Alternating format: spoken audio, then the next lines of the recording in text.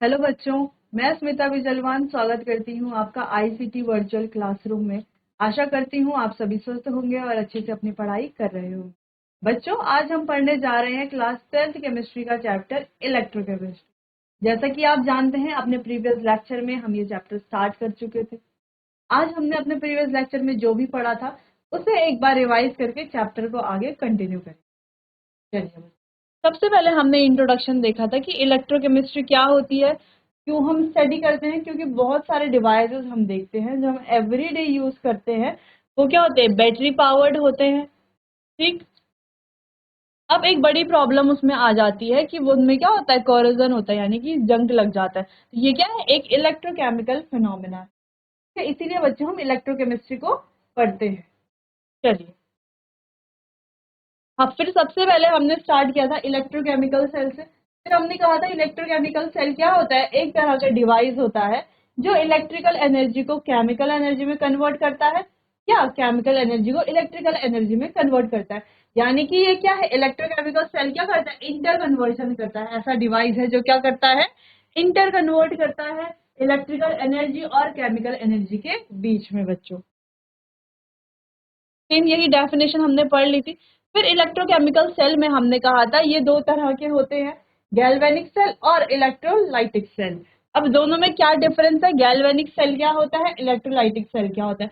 बच्चों, galvanic cell जो chemical energy को इलेक्ट्रिकल एनर्जी में कन्वर्ट करता है, और इलेक्ट्रोलाइटिक सेल जो इलेक्ट्रिकल एनर्जी को केमिकल एनर्जी में ट्रांसफर करता है या कन्वर्ट करता है।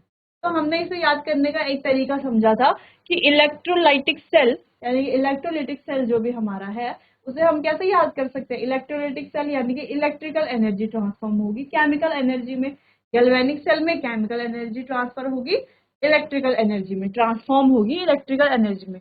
फिर हमने डिस्कस किया था ये एक नॉन स्पॉन्टेनियस है। ये क्या है, इसका नेचर कैसा है, सॉरी, ये क्या है, स्पॉन्टेनियस इसका नेचर है। इसका नेचर क्या है, नॉन स्पॉन्टेनियस है।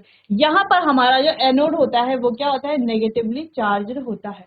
जैसे गैल्वेनिक Ga, तो आपको याद रखना है कि गैल्वेनिक सेल में ए एनोड पहले आता है तो वो क्या होता है, नेगेटिवली चार्ज होता है। और कैथोड क्या होता है, यहाँ पर पॉजिटिवली चार्ज होता है। क्यों होता है, क्योंकि electron originate from the species that undergo oxidation. क्योंकि इलेक्ट्रॉन वहीं से ओरिजिनेट होंगी जहां पर क्या होता है, ऑक्सीडेशन होता है। उसे ही क्या कहा जाता है, एनोड, इसलिए वो नेगेटिवली चार्ज होता है। अगला, इलेक्ट्रोलिटिक सेल्स में क्या होता है, एनोड जो है इसके जस्ट अपोजिट इलेक्ट्रोलिटिक सेल होता है, पॉजिटिवली चार्ज होता है, और कैथोड नेगेटिवली चार्ज होता है। और यहाँ पर इलेक्ट्रॉन जो है वो एक्सटर्नल सोर्स से जनरेट होते हैं। जब इलेक्ट्रॉन एक्सटर्नल सोर्स से जनरेट, इसीलिए ये जो है नॉन स्पॉन्टेनियस रिएक्शन तरीके से रिलेट करके आप इसको लर्न कर सकते हैं। क्योंकि यहाँ पर इससे जनरेट हो रहा है, ये एक स्पॉन्टेनियस है, इसलिए स्पॉन्टेनियस है नेचर में। यहाँ पर एक्सटर्नल सोर्स से जनरेट हो रहा है, यानी कि कैसी रिएक्शन है, यानी कि एक सोर्स चाहिए ना जनरेशन के लिए, इसीलिए जो है ये कैसी रिएक्शन है, नॉन स्पॉन्टेनियस रिएक्शन है। फिर हमने डिस्कस किया था डेनियल सेल को, कि डेनियल सेल क्या होती है। ये हमारी एक तरह की गैल्वेनिक सेल ही होती है। ठीक। जहाँ पर हम क्या देखते हैं, अब डेनियल सेल को हमने अपने लास्ट लेक्चर में थोड़ा बहुत पढ़ लिया था।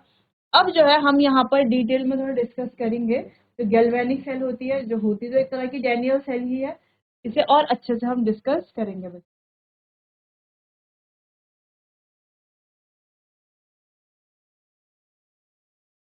अब दो हमारे पास कंटेनर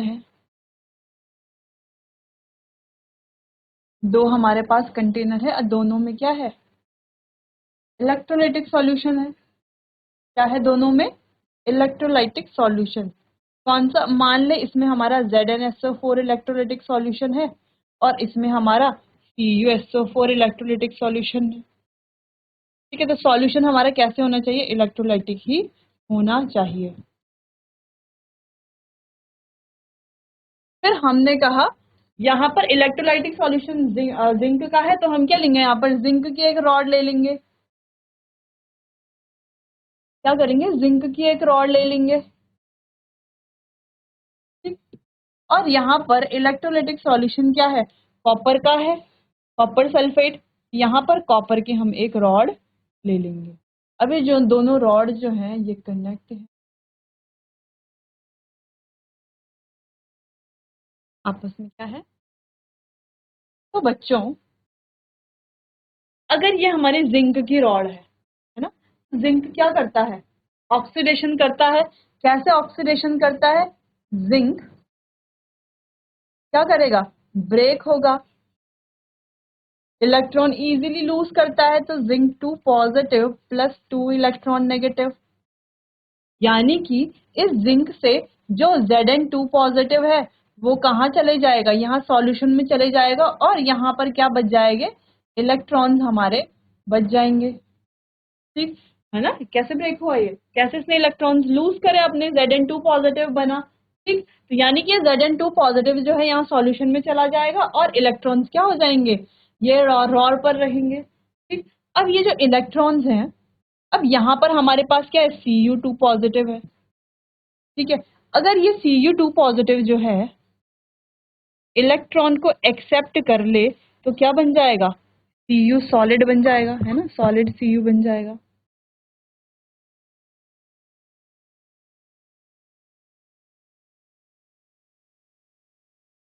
तो बच्चों यहाँ से ये जो इलेक्ट्रॉन है ये कहाँ चले जाते हैं, कहाँ चले जाते हैं, इलेक्ट्रॉन यहाँ चले जाते हैं, तो ये इन इलेक्ट्रॉन्स को क्या करता है, एक्सेप्ट करता है। जब इलेक्ट्रॉन को एक्सेप्ट करेगा तो इलेक्ट्रॉन क्या हो जाते हैं, रॉड में डिपॉजिट होने लग जाते हैं। ठीक, सिंपल इतनी बात रही हमारी।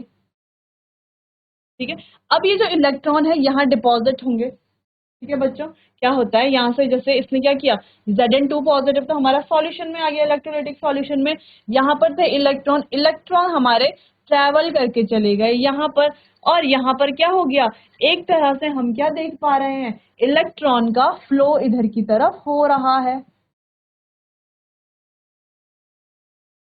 इलेक्ट्रॉन का फ्लो किधर की तरफ हो रहा है, इधर की तरफ हो रहा है। तो ये जो इलेक्ट्रॉन्स है ये इधर से इधर जाएंगे ट्रेवल करके। ठीक है, और Cu2 पॉजिटिव इन इलेक्ट्रॉन को एक्सेप्ट करेगा और Cu बन जाएगा। तो जब ये इलेक्ट्रॉन को एक्सेप्ट करेगा और फिर क्या होगा, ये इस पर डिपॉजिट, ये जो रॉड है कॉपर की, इस पर क्या हो जाएगा, डिपॉजिट हो जाएगा। तो जब ये इस पर डिपॉजिट हो जाएगा बच्चों, तो यहाँ क्या बचेगा, SO4 नेगेटिव, सल्फेट आयंस बचेंगे सिर्फ, क्या बचेंगे, सल्फेट आयंस बचेंगे सिर्फ।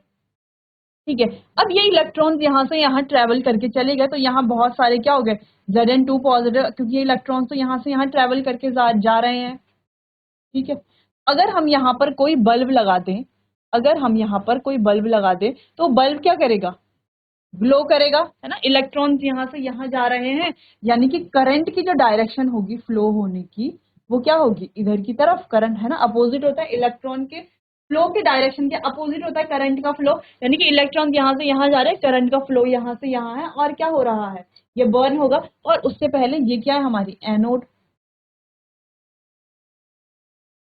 एनोड क्या है, जिंक इलेक्ट्रोड।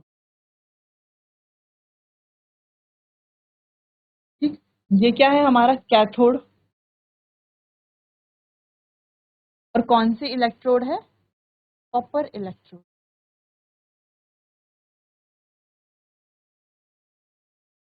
ठीक, सिंपल। चलो अब हम कहाँ पर थे, हमने कहा कि ये बल्ब क्या होगा, अब ग्लो होगा। अब बल्ब तो ग्लो होगा क्योंकि इलेक्ट्रॉन फ्लो कर रहे हैं। ठीक है, तो अब धीरे धीरे क्या होगा, Zn2 पॉजिटिव की मात्रा यहाँ ज्यादा बढ़ने लग जाएगी, पॉजिटिव चार्ज बढ़ने लग जाएगा, और यहाँ पर ये Cu2 पॉजिटिव यहाँ से आने वाले इलेक्ट्रॉन्स को एक्सेप्ट करेगा, और क्या होगा, इस पर डिपॉजिट हो जाएगा, जिस वजह से SO4 की मात्रा यहाँ बढ़ती रहेगी। अब देखो, अभी तक तो ये सॉल्यूशन हमारा न्यूट्रल था, क्योंकि यहाँ जिंक सल्फेट था, यहाँ कॉपर सल्फेट था।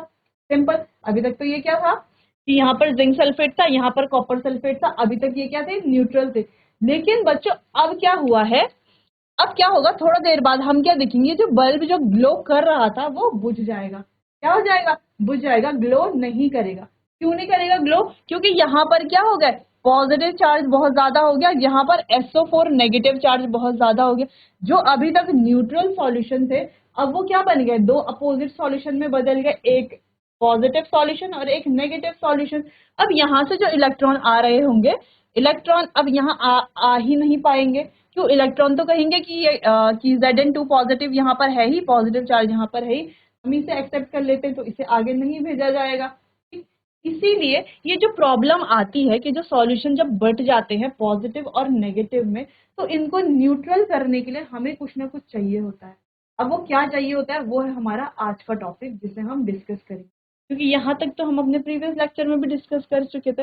हमने ये कर लिया था कि जिंक इलेक्ट्रोड है, ये कॉपर इलेक्ट्रोड है, ये एनोड है, ये हमारा कैथोड है, ये एनोड क्यों है, ये कैथोड क्यों है, ये हमने समझ लिया था। यहाँ से इलेक्ट्रॉन 2 पॉजिटिव होगा, यहाँ पर Cu2 पॉजिटिव Cu2 पॉजिटिव होगा, ठीक। यहाँ से इलेक्ट्रॉन जाएंगे, यहाँ पर Cu2 पॉजिटिव एक्सेप्ट करेगा और कॉपर पे क्या होता रहेगा, डिपॉजिट होता रहेगा, ठीक। तो यहाँ तक तो हमने अपने लास्ट लेक्चर में पढ़ लिया था।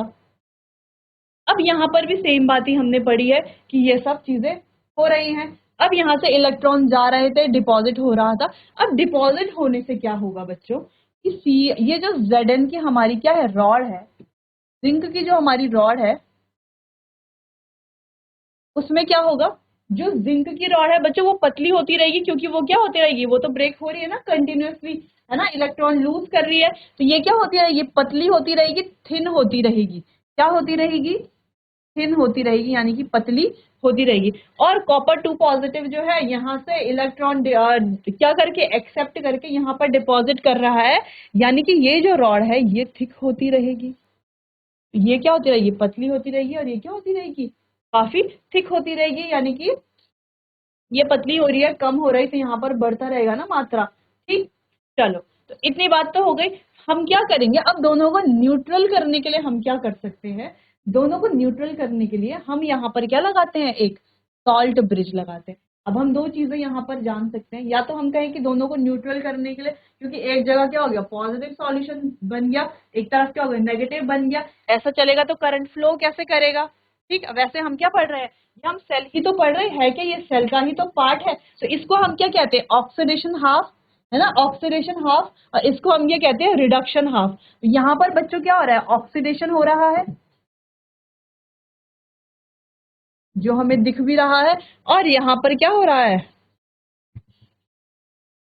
यानी एक में अपचयन और एक में उपचयन हो रहा है, एक में ऑक्सीडेशन और एक में रिडक्शन हो रहा है, ठीक। चलो, तो अब हम क्या करेंगे, पहली चीज, या तो हम क्या करने के लिए, इनके जो चार्ज है इसको न्यूट्रलाइज करने के लिए, और दूसरी चीज सर्किट कंप्लीट करने के लिए।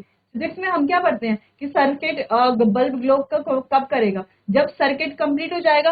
अब यहाँ पर देखो, यहाँ से यहाँ तो हो रहा है फ्लो, अब यहाँ से यहाँ भी तो होना चाहिए, है ना, तो इलेक्ट्रॉन का फ्लो तो हो ही नहीं रहा, इसीलिए हम क्या लगाते हैं, यहाँ पर एक सॉल्ट ब्रिज लगाते हैं। सॉल्ट ब्रिज क्या होता है, एक यू शेप की ट्यूब होती है,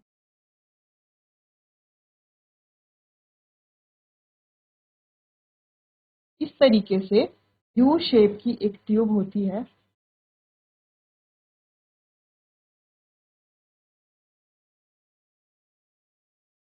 जिसमें क्या होता है, न्यूट्रल इलेक्ट्रोलाइट होता है। ये जो यू शेप की जो ट्यूब होती है, इसमें क्या होता है, न्यूट्रल इलेक्ट्रोलाइट। अब न्यूट्रल इलेक्ट्रोलाइट क्या होता है,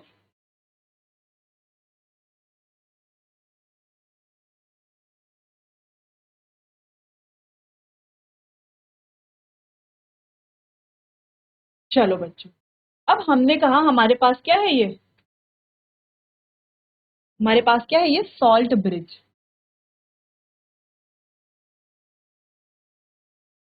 अब ये सॉल्ट ब्रिज क्या होता है, सॉल्ट ब्रिज हम क्यों लगा रहे हैं, ताकि ये क्या करे, पूरे सर्किट को कंप्लीट करे, है ना, पूरे उसको क्या करे, कंप्लीट करे। और दूसरी चीज ये क्या करेगा, ये जो सॉल्यूशन है इनको आपस में क्या करेगा, न्यूट्रल करेगा, ठीक है। जो सॉल्यूशन पॉजिटिव और नेगेटिव में बट गए हैं उनको क्या कर लेगा, न्यूट्रल कर देगा, ठीक है। अब कैसे, अब ये जो सॉल्ट ब्रिज है ये होता क्या है, इसके अंदर क्या होता है, तो ये जो सॉल्ट ब्रिज है इसके अंदर क्या होता है, न्यूट्रल सॉल्ट होता है। न्यूट्रल सॉल्ट यानी कि जैसे KCl या NH4NO3,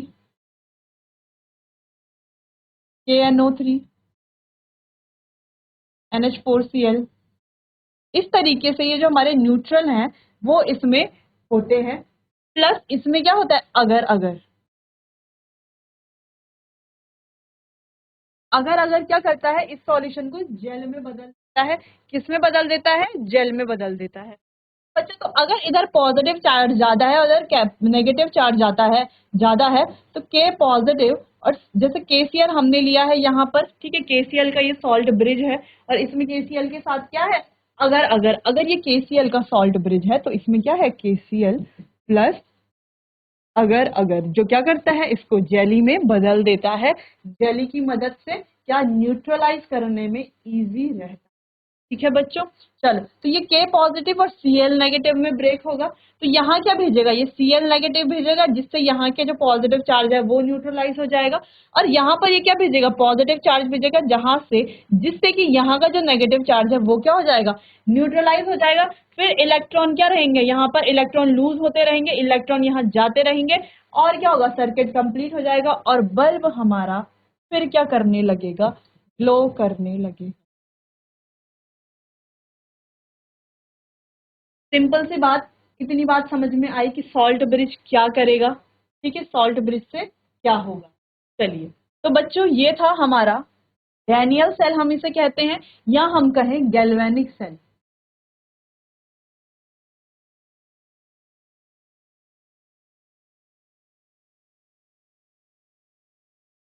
या हम कहें डैनियल सेल। ठीक है बच्चों, चलिए तो ये था आपका टॉपिक। अब इसे आप नोट कर लीजिए। सेम आपको डायग्राम बनाना है, जो पॉइंट्स हमने यहाँ पर लिखे हैं, जो भी हमने यहाँ पर लिखा हुआ है वो सब आपको नोट करना है बच्चों।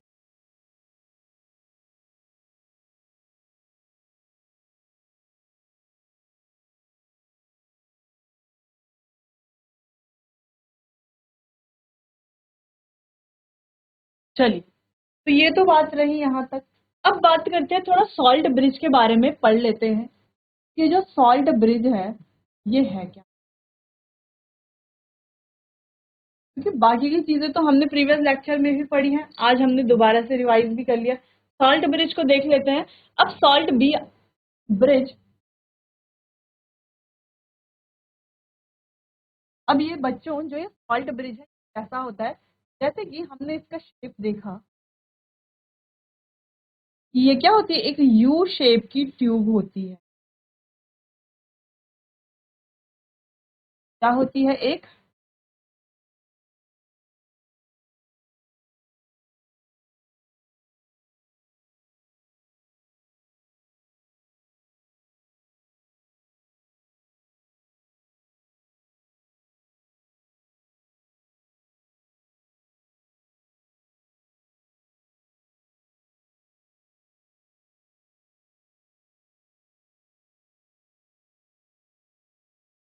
ठीक है, क्या होती है, एक यू शेप की ट्यूब होती है, जिसके अंदर क्या भरा जाता है, जो इसके अंदर जो है क्या होता है, जेल की तरह रहता है।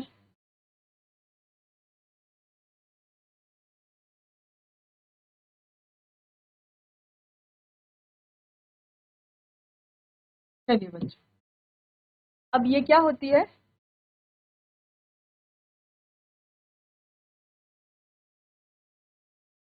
यू शेप्ड ट्यूब होती है। यू शेप की ट्यूब होती है, पहला पॉइंट।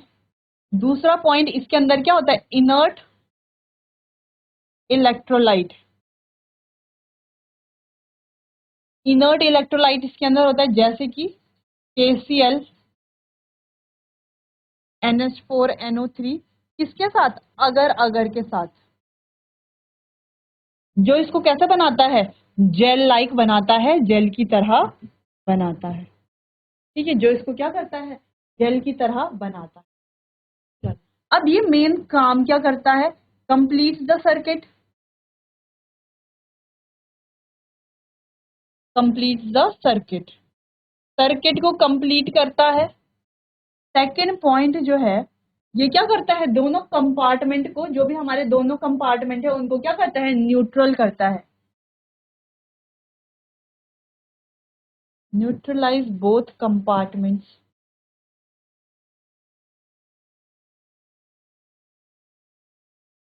जो दोनों हमारे क्या है, कंपार्टमेंट है, उनको क्या करता है, न्यूट्रलाइज करता है बच्चों। यही हमने पढ़ा कि क्या करता है, न्यूट्रलाइज करने का काम करता है। दूसरी चीज, ये सर्किट को क्या कर लेता है, कंप्लीट करता है। ठीक है, और अगर जहां पर जरूरत होती है वहीं पर क्या करेगा ये, अपने ही जो ये, जैसे अगर यहाँ पर जरूरत है नेगेटिव, यहाँ पर Cl नेगेटिव, यहाँ पर जरूरत है पॉजिटिव, यहाँ पर K पॉजिटिव भेजेगा, कुछ इस प्रकार। तो ये था हमारा सॉल्ट ब्रिज, इसको आप नोट कर लीजिए, फिर आगे बढ़ते हैं।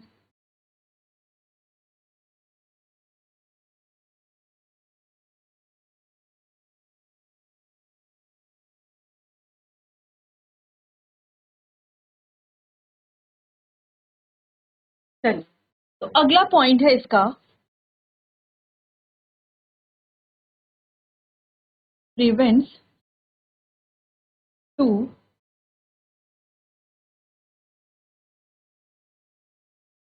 Electrolytic solution from mixing. Mixing से उनको क्या कर लेता है, प्रिवेंट करता है। और एक और पॉइंट हम लिख सकते हैं कि ये क्या करता है, जंक्शन पोटेंशियल को रिड्यूस करता है। ठीक है, रिड्यूस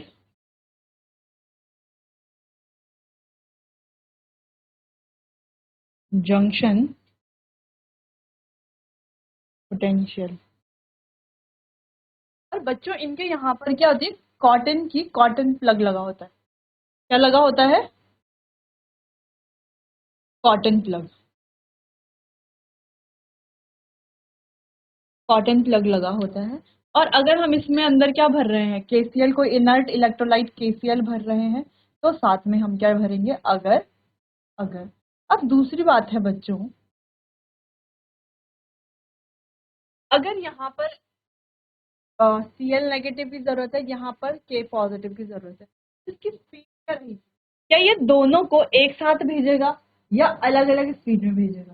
तो बच्चों अगर ये अलग अलग स्पीड में जाते हैं तो क्या हो जाएगी, प्रॉब्लम हो जाएगी। अगर पहले ये पहुंच गया तो ये तो न्यूट्रलाइज कर लेगा, लेकिन ये न्यूट्रलाइज नहीं कर पाएगा, है ना। इसीलिए इनकी जो स्पीड होती है वो क्या होती है, सेम होती है ना। सीएल को यहाँ और के को यहाँ पहुंचने की जो स्पीड होगी वो क्या होती है, सेम होती है।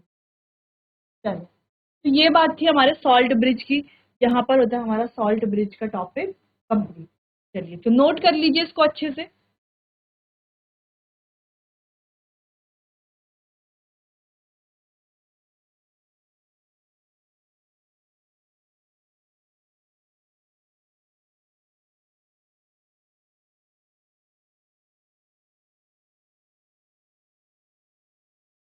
चलिए बच्चों, तो हमने कहा ये क्या होते हैं, इनर्ट इलेक्ट्रोलाइट होते हैं, जैसे KCl या KNO3 या NH4Cl। ये इनर्ट इलेक्ट्रोलाइट होते हैं और ये सेल रिएक्शन में पार्टिसिपेट नहीं करते। जो भी यहाँ पर रिएक्शन हो रही है, सेल रिएक्शन में ये पार्टिसिपेट नहीं करते। और दूसरी चीज, इसमें जो कैटायन एनायन है वो क्या करेंगे, उनकी स्पीड क्या होती है, सेम होती है। ठीक है बच्चों। चलो, तो अब हमने कहा इसे क्या कहते हैं हम, ऑक्सीडेशन हाफ, और इसे क्या कहते हैं, रिडक्शन हाफ। तो इनकी जो नेट सेल रिएक्शन होती है वो क्या होती है, नेट सेल रिएक्शन को लिखेंगे। तो जैसे कि अभी हमने देखा एनोड पे क्या था रिएक्शन, Zn।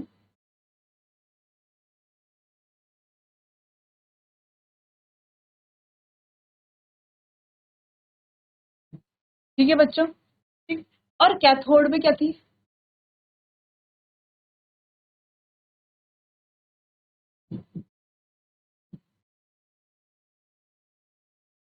पूरी रिएक्शन हम लिखेंगे, ये सॉलिड है और ये एक्वस है। यहाँ पर ये क्या है, एक्वस है, और ये क्या है। तो नेट सेल रिएक्शन जो होती है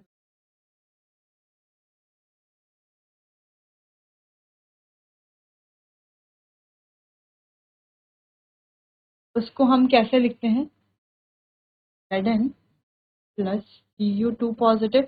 जो इलेक्ट्रॉन होते हैं ये यहाँ से क्या हो जाते हैं, कैंसल आउट हो जाते हैं। ठीक, Zn2 पॉजिटिव प्लस Cu। तो नेट सेल रिएक्शन हम कुछ इस तरह, अगर यहाँ पर एक इलेक्ट्रॉन होता और यहाँ पर दो इलेक्ट्रॉन होते तो हम कैसे कैंसल आउट करते, तो हमें क्या करना पड़ता है रिएक्शन को, या हम यहाँ से इससे क्या करते, 2 से मल्टीप्लाई कर लेते।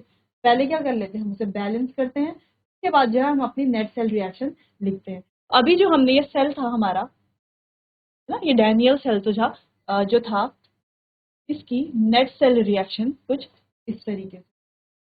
चलिए, तो ये आप नोट कर लीजिए।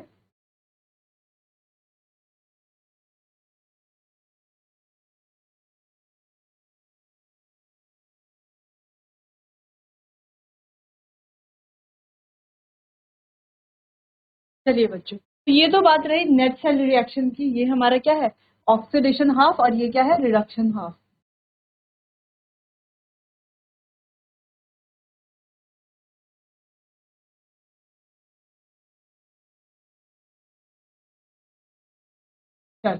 ये बात तो रही नेट सेल रिएक्शन की।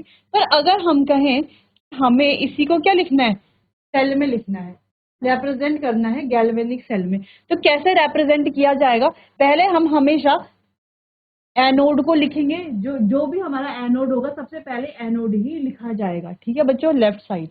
चलो सबसे पहले Zn2 पॉजिटिव, बीच में ये क्या रिप्रेजेंट कर रहा है, सॉल्ट ब्रिज। फिर है हमारा Cu2 पॉजिटिव से Cu, तो ये क्या हो गई इसकी गैल्वेनिक सेल रिप्रेजेंटेशन हो गई। क्या हो गई, गैल्वेनिक सेल रिप्रेजेंटेशन। या हम इसको ऐसे भी लिख सकते हैं, ये आ गया हमारा सॉल्ट ब्रिज।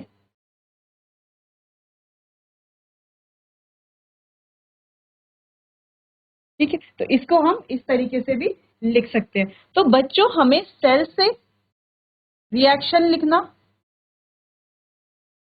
और रिएक्शन से सेल लिखना आना चाहिए। अगर हमारे पास इस तरीके से कोई रिएक्शन दी हुई है, आपने बुक्स में देखा होगा ऐसे ऐसे करके कुछ लिखा हुआ है, ठीक है, तो इस तरीके से अगर आपके पास रिएक्शन सॉरी सेल में दिया हुआ है, तो आपको उससे रिएक्शन कैसे बनानी है ये आपको आना चाहिए। और अगर आपको ऐसे रिएक्शन दी हुई है तो उससे आप सेल में कैसे बनाएंगे, ठीक है, तो ये आपको आना चाहिए। अब इसको और डिटेल में डिस्कस करेंगे हम अपने आने वाले अगले सेशन में, कैसे जो है हम और भी एग्जांपल्स देखेंगे और रिएक्शन के, सेल के, तो कैसे आप रिप्रेजेंट करेंगे ये हम आगे सीखेंगे। चलिए बच्चों, आज के लिए बस इतना ही, मिलते हैं अपने आने वाले अगले सेशन में, तब तक के लिए आपका बहुत बहुत धन्यवाद।